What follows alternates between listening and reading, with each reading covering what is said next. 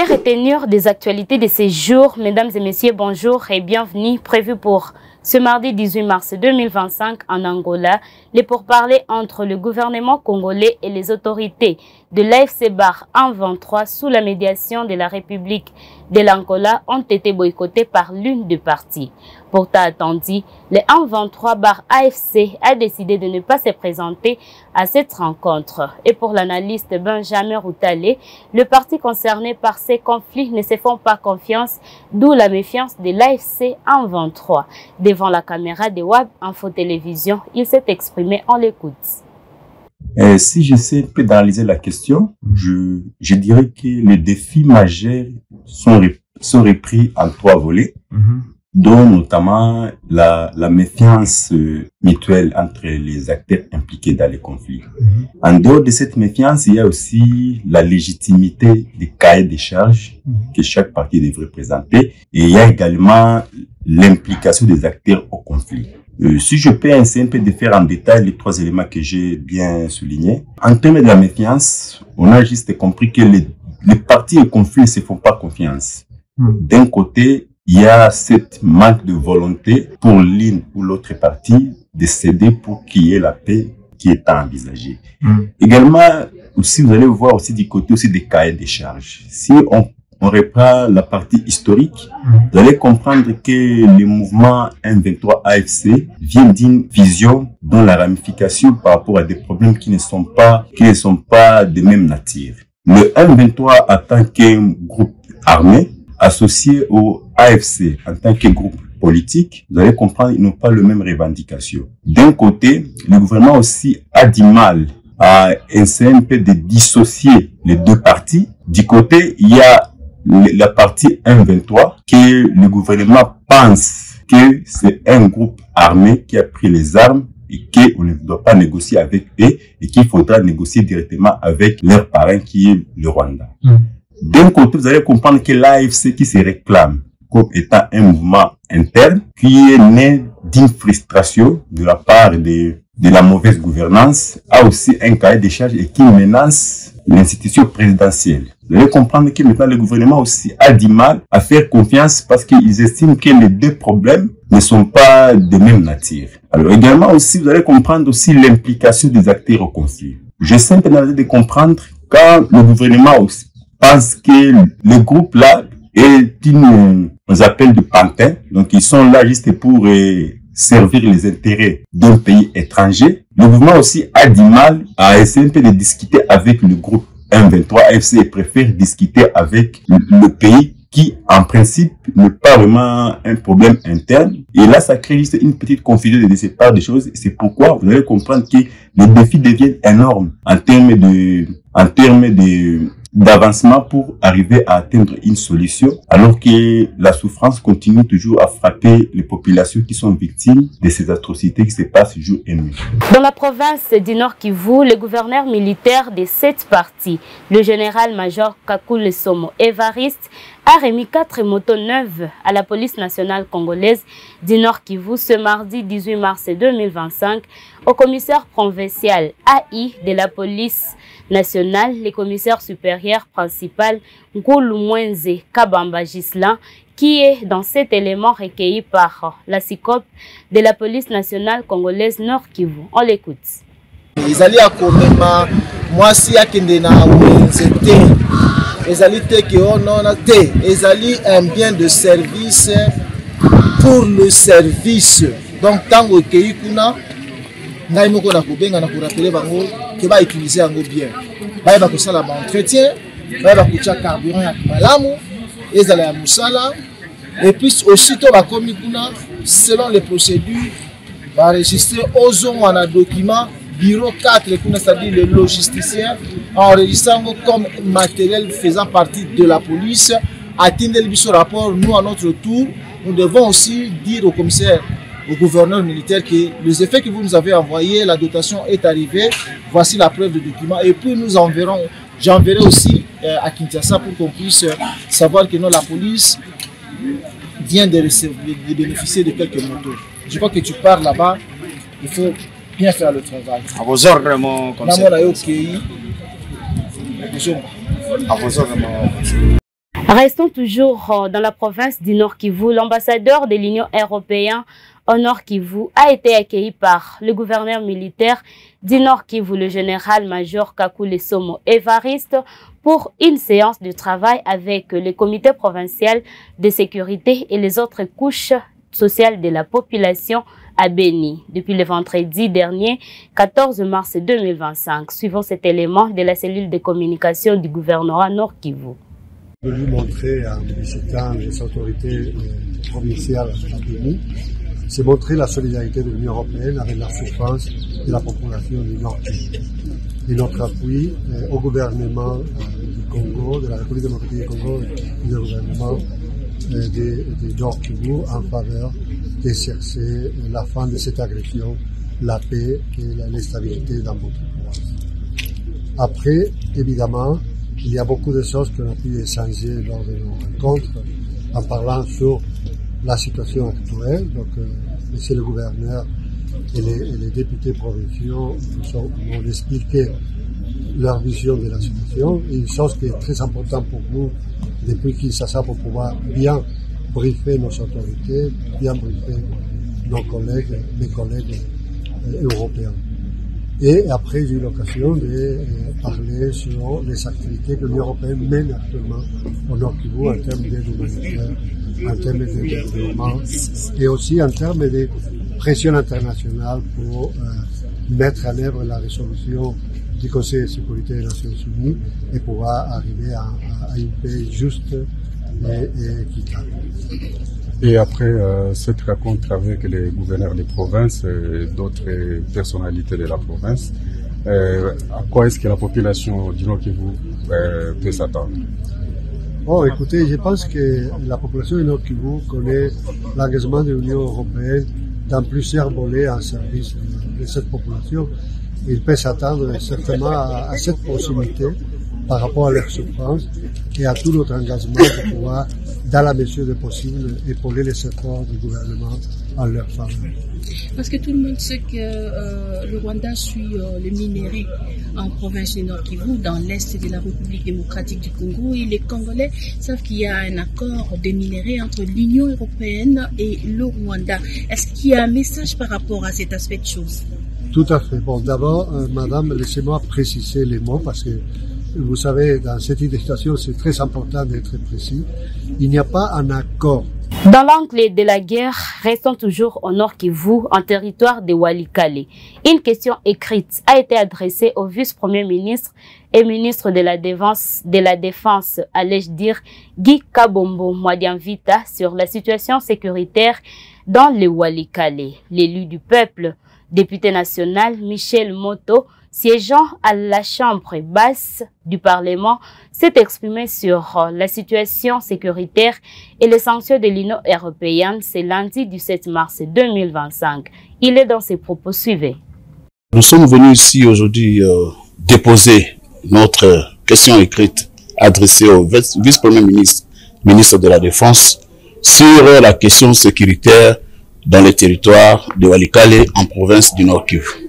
Comme vous le savez, il y a des combats intenses depuis quelques jours dans le territoire de Walikale. Et comme représentants du peuple, nous avions déjà à l'époque alerté l'opinion, nous avions alerté les autorités et nous avions demandé des moyens supplémentaires en hommes, en matériel et différents moyens pour permettre aux populations de vivre et surtout pour assurer la sécurité de tous. Et donc aujourd'hui, nous sommes revenus ici à notre bureau de l'Assemblée nationale déposer maintenant une question écrite parce que nous avons des questions et nous aimerions que le gouvernement de la République puisse nous répondre. Je voudrais aussi profiter de cette occasion pour saluer les décisions courageuses prises par l'Union européenne qui vient de condamner personnalités du M23 et du Rwanda impliqués dans le pillage des minerais en République démocratique du Congo, notamment dans le Grand Kivu, le Nord Kivu, le Sud Kivu. Je voudrais aussi saluer la Belgique qui a pris aussi la décision de ne pas soutenir et de dénoncer ce qui se passe en RDC notamment, à Walikale, et ce qui aujourd'hui, comme vous le savez, a fait rompre les relations entre le Rwanda et la Belgique. Nous espérons que tous nos partenaires, les partenaires de la République démocratique du Congo, vont emboîter les pas et prendre des mesures pour dissuader cette escalade de la violence. Et nous saluons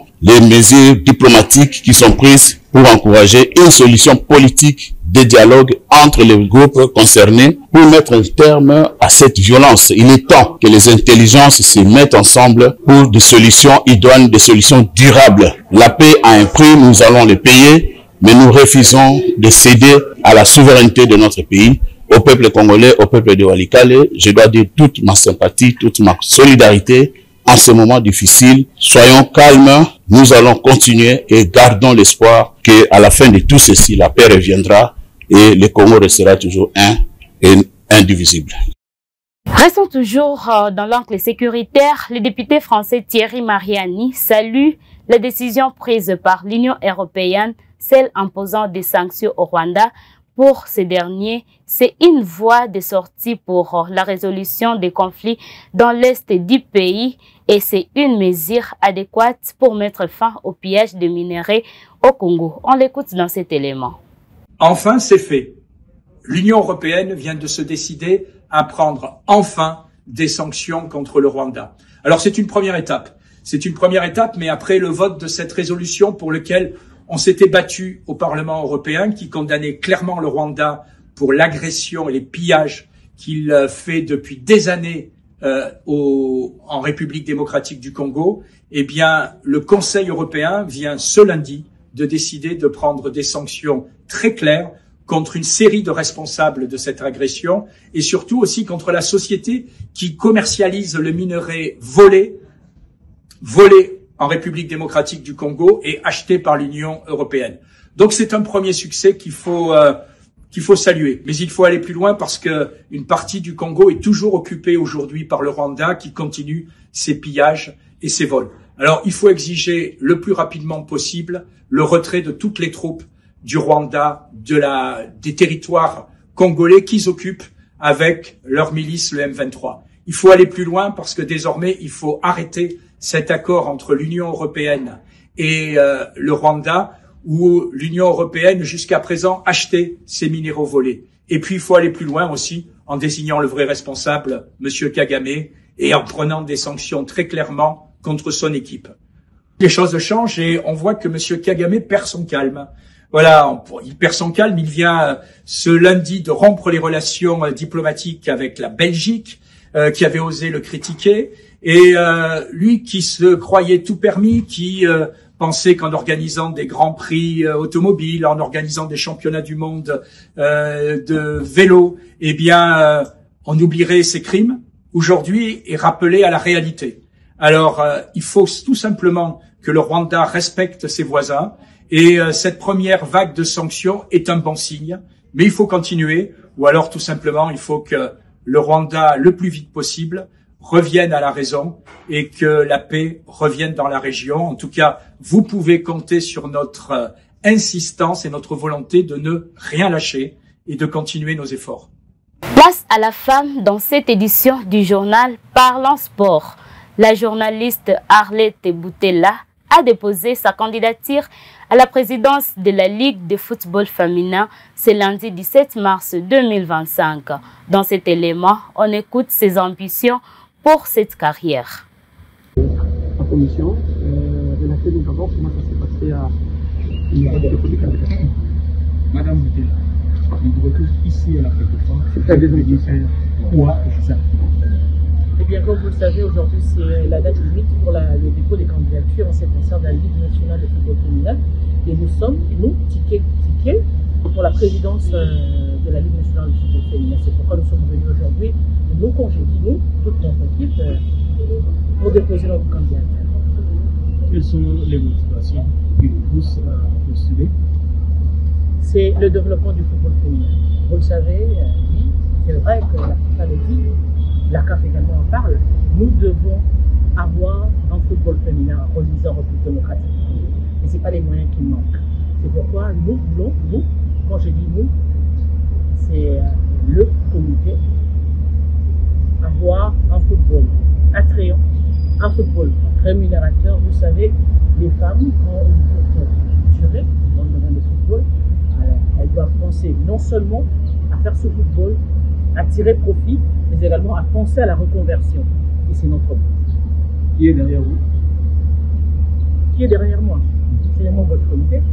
Je crois que pour avoir fait plus de 20 ans dans la profession, avoir conduit des grands clubs de la capitale dans l'SV Club de Kinshasa, oui, nous avons été dans la direction en ce qui concerne la communication. En tant que directeur sportif du FC Amani, je crois que nous sommes bien placés pour parler du football, qui plus est du football féminin.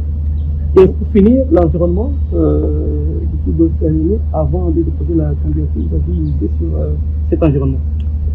Effectivement, nous soutenons, nous appuyons ces dames depuis. Parlons du développement dans cette édition du journal, mesdames et messieurs. La première ministre Judith Suminwa Tuluka a promis à la population de Kikwit plusieurs résolutions aux problèmes majeurs soulevés par cette dernière, comme l'électricité, le manque d'eau et le délabrement des routes, lors de son meeting du lundi 17 mars 2025. Dans cet élément de nos confrères depuis Kikwit, on écoute la première ministre de la République démocratique du Congo. Soki ozali musapinao ekatani. Est-ce que nous sommes mobimbe koyoka pasi bien koyoka pasi te? Biso nyonso tout oza ba Congolais bongo te. Soki bandeko na biso ya Goma, ya Bukavu, ya Rutshuru, lelo bazomona pasi, est-ce que biso tokoko sepela? Avant de continuer, yango wana nasengi bino moi moment ya silence po tokanisa bandeko na biso oyo kuna bakufi oyo baza victime ya guerre oyo. Congolais telema eza na makambo ebele na sima. Oya liboso tolobi boyi. Jeune nyonso tu oya yebi kaza elenge.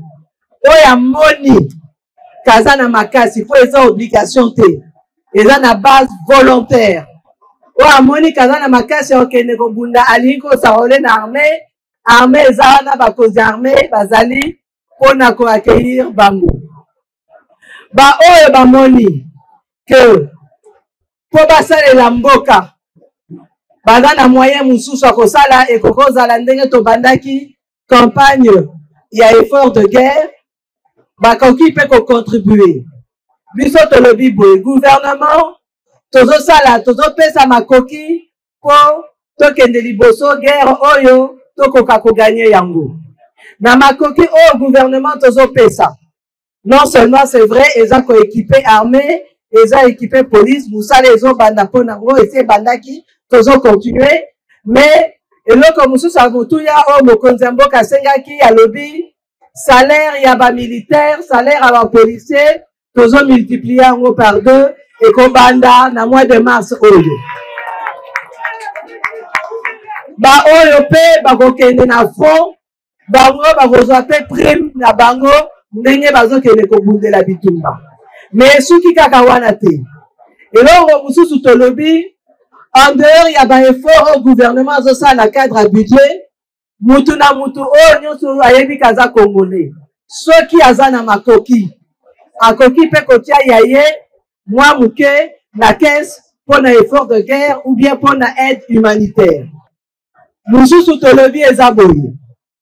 Esika nyonso tu bozali na nzinga zinga, yo tata, yo mama, yo mwana elenge, omoni mutu moko ozoyebela ye bien te, okosala nini? Odénoncer. Merci beaucoup pour na kolobango parce que ezate que bino moko bosala justice na ndenge na bino, il faut ko dénoncer ye pa bakonzi po bango nde bazwango en charge. Bongo te. Oyo mususu tolobi eza boye.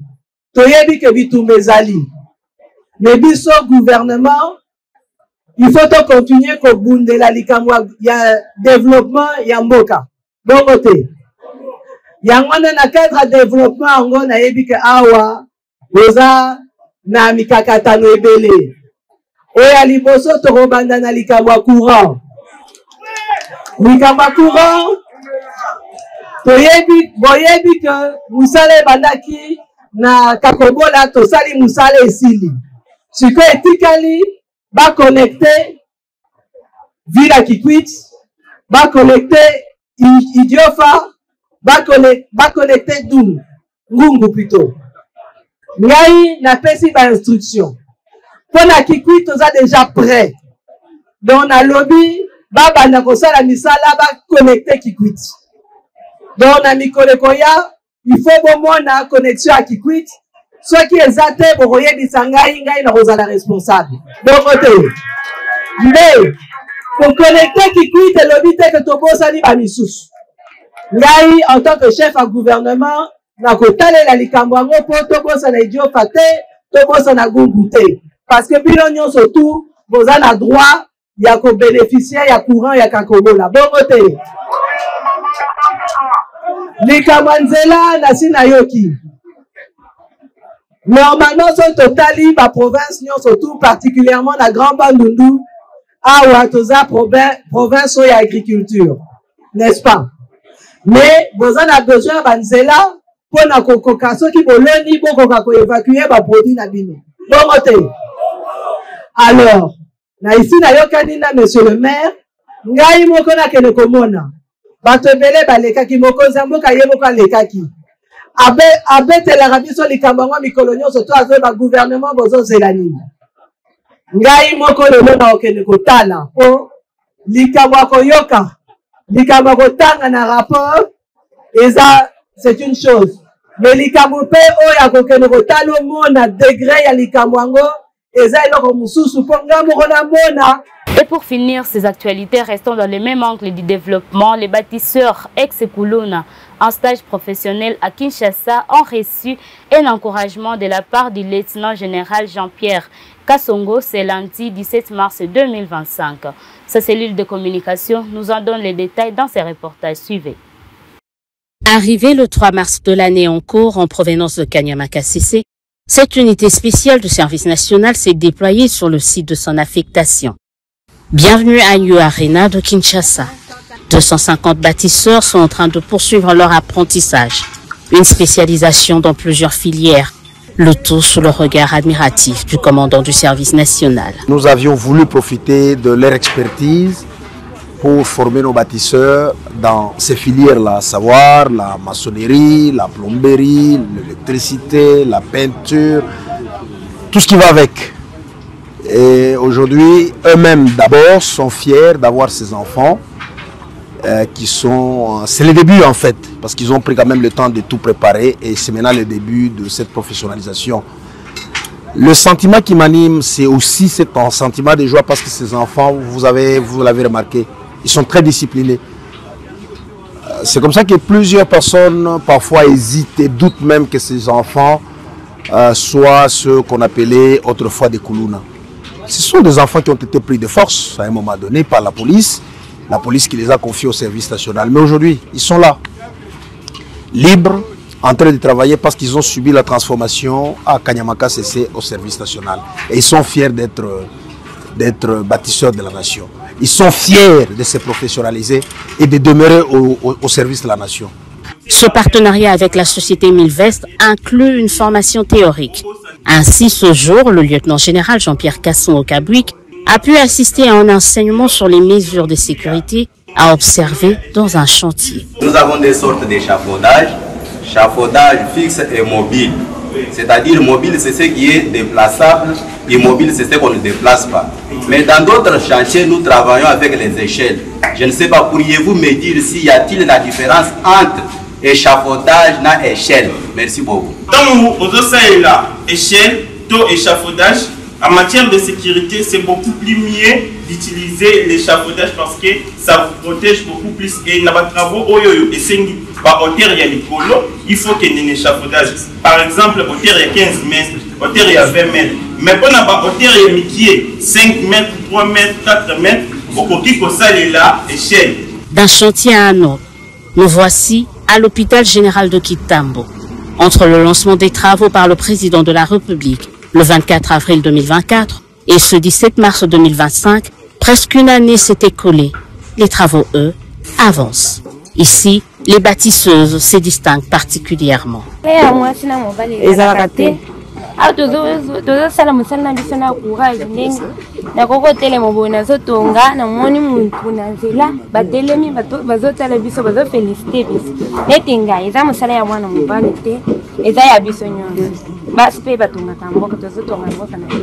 Les 3 premiers mois étaient difficiles.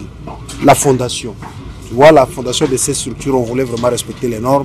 Mais les sols, au départ, là, le sol, il fallait enlever. Il y a beaucoup de choses.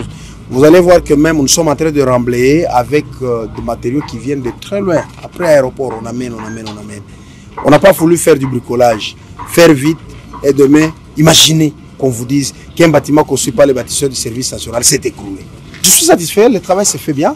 Hormis la construction d'un nouveau bâtiment, les bâtisseurs du service national exécutent également les travaux de réhabilitation de l'ancien bâtiment de cette institution hospitalière.